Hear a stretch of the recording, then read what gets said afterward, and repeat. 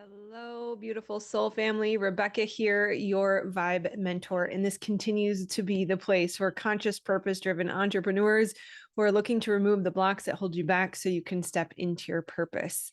Welcome to Monday Magic Intuitive Energy Reading, where I give my personal take on the energies that we are experiencing to remind you that you are not alone in this. We are all in this together. And typically we all benefit from similar strategies of getting through the energy, and it can be helpful to hear when you know others are also experiencing something that you've experienced.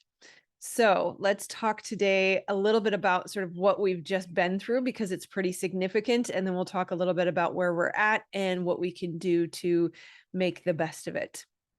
So this past week was extremely challenging.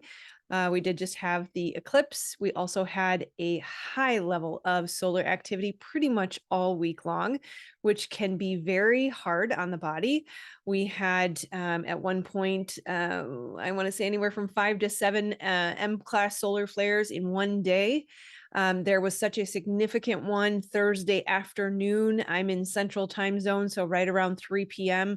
That literally completely shut my system down.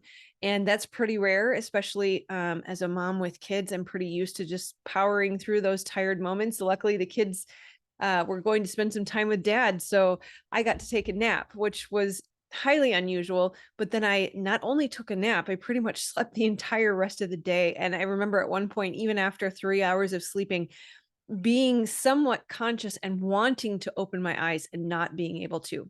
That I've never quite had that feeling of narcolepsy where it was just impossible to wake up. And so it's very, very fascinating to contemplate and to research and to dig into what is happening in the body when these solar flares are coming in. And obviously, there is an electromagnetic energy that is being cast at us by a very powerful sun, a large light being, if you will. And yes, the earth has some mechanisms to shield us from that. But of course, we know for those of you that have experienced it, not all of it is prevented from impacting us. So our bodies, being electromagnetic, certainly have to deal with the influx of excessive energy. I'm going to link a channel below. I forget the guy's last name, but his first name is Stefan. He is really sharing very valuable scientific evidence of what is happening in the body. He focuses not only on the solar weather, or I should say the space weather, but also the impact on the body, health and wellness, and things that we can do to help cope with what the influx of energy. And thank you to our awesome family member, Yanni, who shared that channel with me. It's been very valuable. I've watched as many videos as I can, or at least listened while I'm cleaning the house and doing things of that nature. So I highly recommend you check it out if you're interested in sort of what's happening in the body. The number one recommendation is earthing. No surprise. We are, again, electromagnetic beings. Just like your house has to be grounded or your TV has to be grounded, we need to be grounded as well. So the never-ending solar flares, seemingly, and it continues. We are still in it. There was another one that popped off last night, so more is incoming. The original prediction was that the peak of the impact would be the 7th and 8th, which is today, but now new ones are on the way. So who knows if they continue to pop off, we'll stay in this energy. I will say I'm skipping ahead just a little bit, but I do have a very strong intuitive sense that big things are going to continue to happen over the next week to 10 days. There's also some astrological support there as well, but I really have this, I kind of had this feeling when right before COVID was announced. It's just this, it's in my solar plexus. It's kind of that butterfly turning over, a little bit of excitement, a little bit of trepidation, like what's coming, something's up, right? So it's been interesting because early last week, the intensity of the energy caused high productivity, right? I was ready to work 12-hour days. I didn't let myself do that, but that's kind of the energy that it felt, just very energized, very activating. I think activating is probably the word of the day today, because it feels like overactivation wants to come in. It's very easy the tendency towards hypervigilance or doing too much or working too long or just too much of anything, high activation, right? Um, misalignment internally can happen when we're dealing with such high energies. And then the body, of course, will fatigue and burn out, and that's where we have the crash as well. I did notice that the pressure was decreasing after the eclipse on Friday. By Saturday afternoon, it felt significantly lighter. And I'd say that I still feel, even today, like we have a nice, cool, calm, rainy day. It's very soft, and yet there's still the tendency to feel activated or to get into that hypervigilance. So just really grounding, working on that heart coherence, focusing on the heart, breathing in and out of the heart, putting your feet on the ground as much as possible, rest when needed, things of that nature. So for whatever reason, this big thing that is still on the way is assisting in the activating type energy. As far as the astrology of what's coming up, we have Jupiter moving into Taurus, we have Mars moving into Taurus, and we currently have Mercury retrograde in Taurus.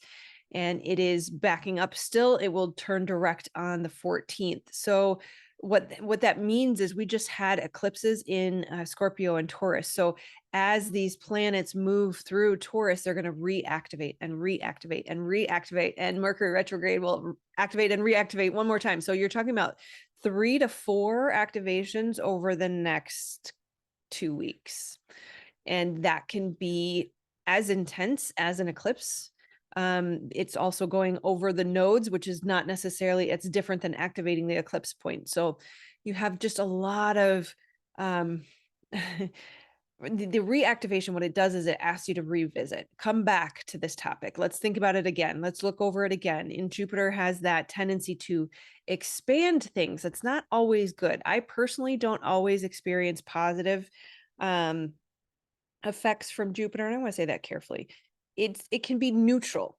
Expansion, right? If you think about expanding your body is gaining weight, that's not always a good thing. Expanding your network can be a good thing. It also comes with responsibility. So I noticed that there's sort of the the polar extremes, right? You have the positive and the negative with the expansion. So just kind of be careful with how that can expand things. Also know that Taurus is the natural second house. So that's of course related to the financial institutions, financial structures. So as we experience Jupiter moving through, Mars moving through, Mercury's already in its process of moving through, and then we'll go back again. Uranus is also in the mix. It's also squaring Pluto.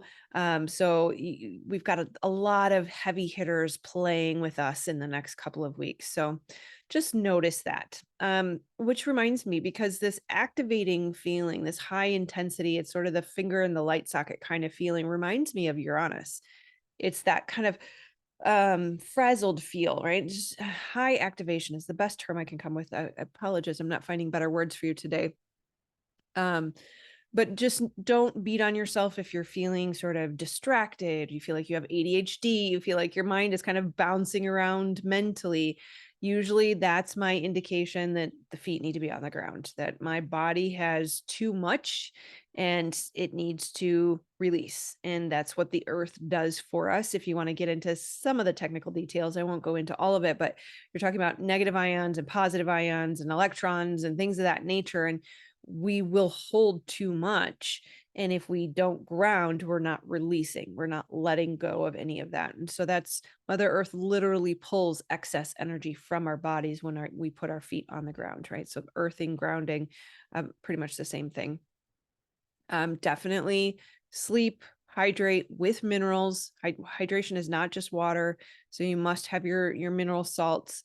And then the very strong guidance that continues to come through, especially for me, but I believe it's for the collective, is chill out. Like, don't let the hypervigilance creep in. I've even heard the very specific term, sit your ass down. There's a tendency for us to believe that it's all up to us. We have to make things happen. We have to, be in this hustle and grind culture. It causes us to believe that if we don't make things happen, then they're not going to happen. And we are as much co-creating with the divine, which means sometimes we need to sit our ass down and let the divine do the work. Now, of course, take that with a grain of salt and measure where are you at now, because if you are chilling out all the time, then you probably need to get your ass up. But for me, I don't have that problem. I tend to over do.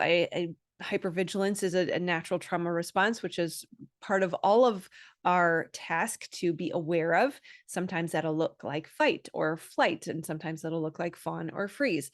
And so really get to know, how do you respond? And likely you're being called towards the opposite of what your regular persistent pattern is, right? Also, asking to be reiterated this week is hold the light. And this comes in when you notice the hustle and grind culture, you notice a lot of agitation. There's a lot of people that are frustrated.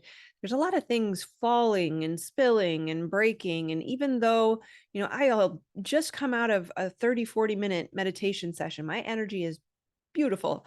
And yet the tea still falls off the table somehow magically, right? So there's some of that energy out there, and people were getting very activated. They're getting very agitated. And so in those moments, it is our job to remember that we are collectively holding space.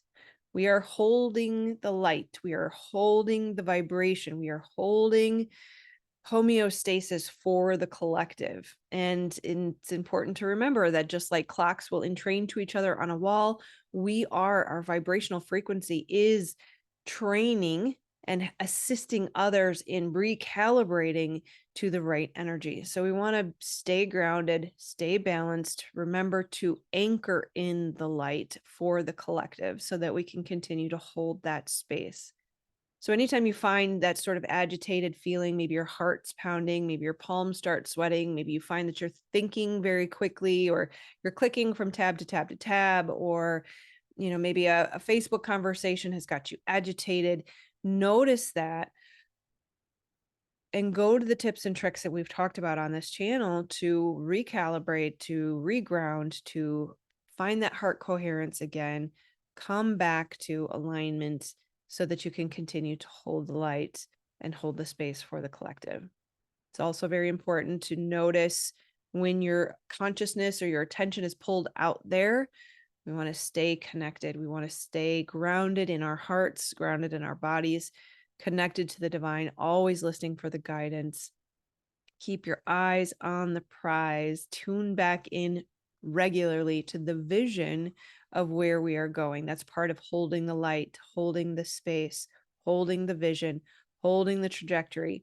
It's kind of like the image I'm getting is a sort of a wild horse, right? That we have to hold the reins to keep the horse moving towards what we want to move towards. Sometimes it'll dance, it'll walk sideways, it wants to go home, or it wants to go to its own direction. We are holding the light, holding the space, holding the vision, holding the reins of this crazy wild horse to keep it moving towards heaven on earth, the goal, the vision.